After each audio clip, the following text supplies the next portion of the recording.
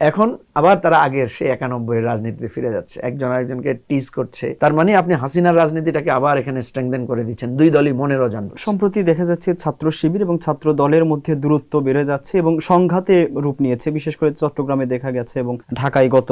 তো এই যে এই ঘটনাগুলো ঘটছে, এটাকে কিভাবে, আপনার পর্যবেক্ষণ কি, কিভাবে মূল্যায়ন করবেন?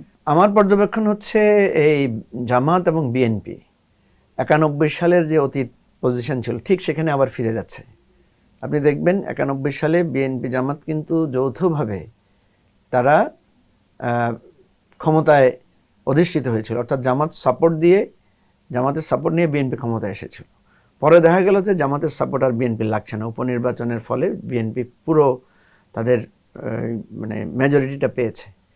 এরপরে কিন্তু প্রচুর মারামারি হয়েছে বিএনপি এবং জামাতের সাথে, বিশেষ করে শিক্ষা প্রতিষ্ঠানগুলোতে ব্যাপক সংঘর্ষ হয়েছে ছাত্রদল এবং ছাত্র শিবিরের মধ্যে। এই ব্যাপক সংঘর্ষটা ৯৬-তে এসে দেখা গেল বিএনপি জামাতের ঐক্যটা আর থাকে নাই। আলাদা বিএনপি ইলেকশন করেছে, জামাত আলাদা ইলেকশন করেছে। আলাদা ইলেকশন করার কারণে দুই দলেরই বিপর্যয় হয়েছে। সম্ভবত বিএনপি ৩৬ না ৩৭টা আসন পেয়েছে আর জামাত পেয়েছে ২টা না ৩টা আসন। পরে তারা বুঝতে পেরেছে এই যে তারা মারামারি কোন্দল গন্ডগোল করলো, একজনের রক্ত ঝরালো ক্যাম্পাসে, পরে তারা কিন্তু ২০০১-এ এসে একেবারে জোটবদ্ধ ইলেকশন করেছে। এবং সেই যে ২০০১-এ তারা জোটবদ্ধ হয়েছে, সেই জোট এসে ভেঙেছে আপনার এই যে ২০২৪ সাল বা ২২ সালের দিকে এসে। এই যে লম্বা ২০ বছরের তাদের যে ঘাটছাড়া ছিল, এখন আবার তারা আগের সেই ৯১ এর রাজনীতিতে ফিরে যাচ্ছে, একজন আরেকজনকে টিজ করছে। জামাতের লোকেরা বিএনপি নেতারকে অপমান করে কথা বলছে, বিএনপির লোকেরা জামাতের আমিরকে খুব বাজে ভাষায় মানে নানা ধরনের মিম বানাচ্ছে, ভিডিও বানাচ্ছে, এআই দিয়ে বানাচ্ছে, এবং একজন আরেকজনকে গুপ্ত, একজন আরেকজনকে খাম্বা, নানা ভাষায় তারা একে অপরকে অপমান করছে। তারপরেও এই ২৪-এর যে আন্দোলন, সেখানে ছাত্রদের নেতৃত্বেই আন্দোলন হয়েছে, বিশেষ করে বড় দুইটি ছাত্র সংগঠন যদি বলি, ছাত্র শিবির, ছাত্র দলের ব্যাপক অংশগ্রহণ ছিল, সরাসরি তারা কাজ করেছে। কিন্তু এই ২৪-এর আন্দোলনের পরপরই তাদের দূরত্ব বাড়তে শুরু করেছে, এখন সংঘাতের রূপ নিচ্ছে। এই কোনোভাবে কি সংঘাত এড়ানো যেত কিনা? অবশ্যই এড়ানো যেত, এবং এটা যদি না এড়ানো হয় আলটিমেটলি কি হবে বলেন? আচ্ছা, আমি আপনাকে প্রশ্ন করি যে জামাত শিবিরের প্রতি যাদেরকে একটু মানে সফট কর্নার মনে হয়েছে, আওয়ামী লীগ সবাইকে তো রাজাকার ট্যাগ দিয়েছে। আপনি মুক্তিযোদ্ধাদেরকেও রাজাকার ডেকেছে আওয়ামী লীগ।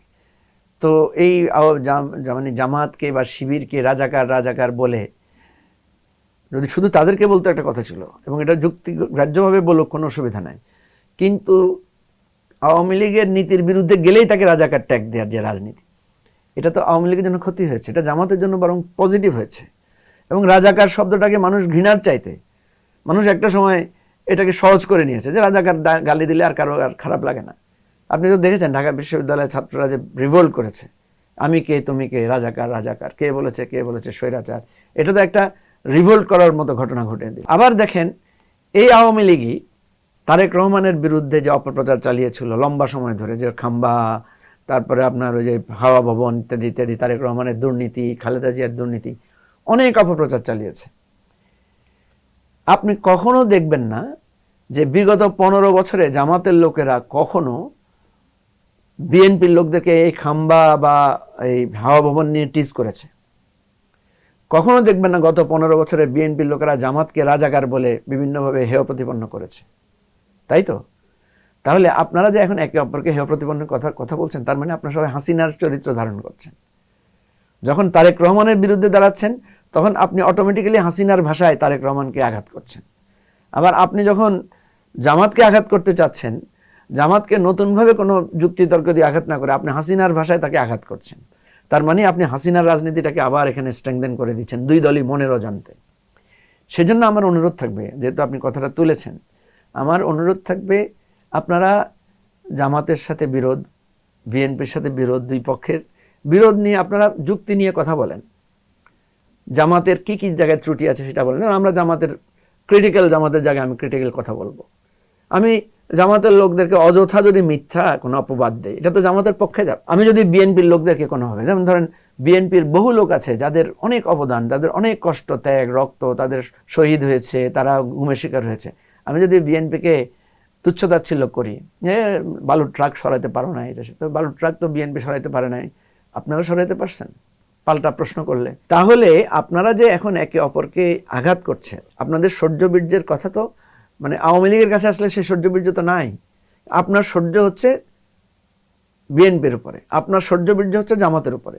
তা আপনারা তো একে অপরের বন্ধু ছিলেন, একজন আরেকজনের। এই জন্য ক্রিটিক্যাল জায়গাটা আসতে হবে ফ্যাক্ট বেসিসে। এটা কি ক্ষমতার লড়াই বলবেন কি? আমি তো আপনার কথার সাথে একমত, এটা একটা ক্ষমতার দ্বন্দ্বের জায়গায় চলে আসছে। এবং আমি মনে করি না যে নতুন প্রজন্ম এই দুই দলের এই যে মানে অযৌক্তিক বিতর্কটাকে পছন্দ করবে না।